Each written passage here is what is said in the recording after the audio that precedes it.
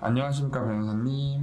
안녕하세요. 법도사 옥변 옥성기 변호사입니다. 반갑습니다.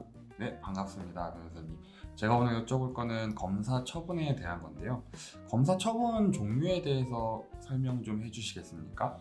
예, 검사 처분은 혐의 없음, 그 다음에 공소권 없음, 죄가 안 됨, 각하, 기소유예 등이 있습니다. 먼저 혐의 없음 같은 경우에는 증거가 부족해서 혐의 없거나 그 고소인 주장에 의해 가지고 법리적으로 혐의 없는 경우 두 가지로 결정을 하고 있고요. 공소권 없음은 처벌 불원의 의사표시가 있으면 공소권 없음 하는 사건들이 몇 개 있습니다. 대표적인 게 폭행죄를 들 수가 있고요. 그리고 죄 안 됨은 여러분들이 뭐 영화나 뉴스에서 보는 정당방위, 그리고 긴급 피난.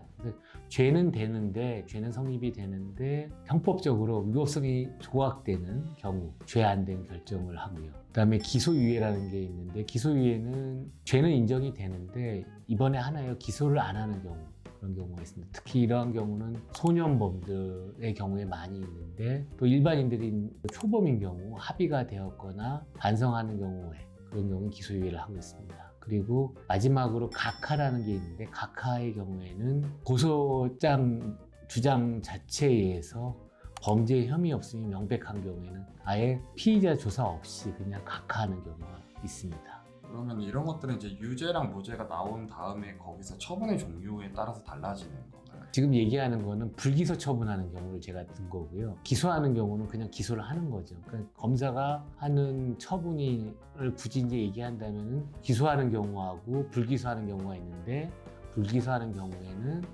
혐의 없음, 공소권 없음, 제한됨, 기소유예, 각하 등이 있다는 것입니다. 제가 그리고 검색하다가 타간 이송이라는 거를 들었는데 그건 어떤 건지 설명해 주시죠. 타간 이송은 보통 그 고소장 작성할 때 보통 그 주거지 관할이나 범죄지 관할을 해가지고 하는데, 특히 주소지가 옮겨지는 경우, 피의자의 주소지가 옮겨지는 경우에 타간 이송을 하고요. 보통 시민이었는데 군인이 된 경우에, 그 경우에는 군인들은 군사법원의 재판을 받게 되거든요. 그래서 정상적으로 사회생활을 하다가 군대를 간 경우에는 군사재판을 받아야 되기 때문에, 만약 기소를 하는 경우에는 군사법원에서 받는 경우에 또 타간 이송을 합니다.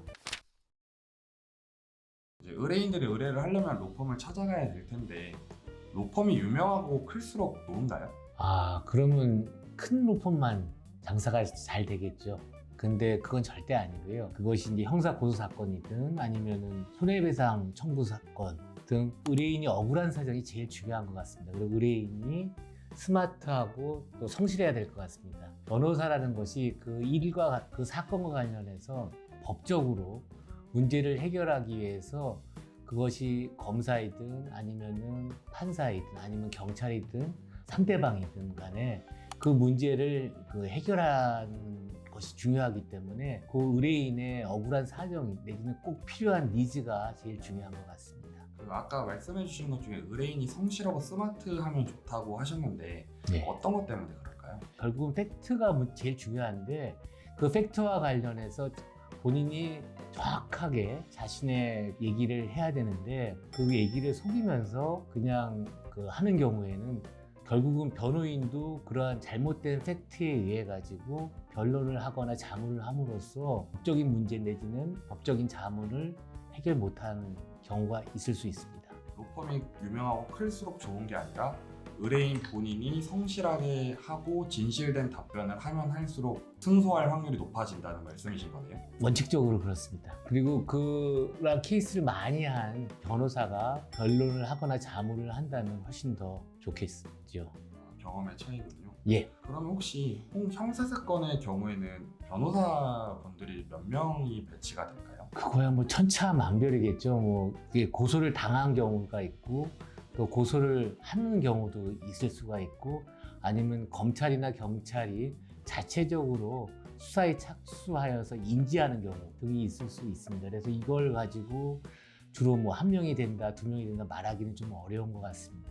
변호사님, 그리고 제가 이 주제 작성하면서 봤던 내용인데 사건이 끝날 때까지 실제로 변호사 얼굴을 한 번도 못 봤다는 의뢰인들도 종종 있다고 들었는데 정진에서는 주로 어떤 식으로 변호 과정이 이루어지나요? 변호사 3만 명 시대에 그 변호사들 중에 얼굴을 한 번도 못 보는 경우는 정말 용감하고 아무 생각 없는 변호사만이 가능한 일일 것입니다. 절대 그런 일은 거의 없을 거고요. 의뢰인이 법인이든 아니면 개인이든 간에 자신한테 발생한 민사, 형사, 행정, 사건 내지 계약서 체결 등 자문과 관련하여 자신의 일인 것처럼 최선을 다하는 게 저희 정지 법무법인입니다.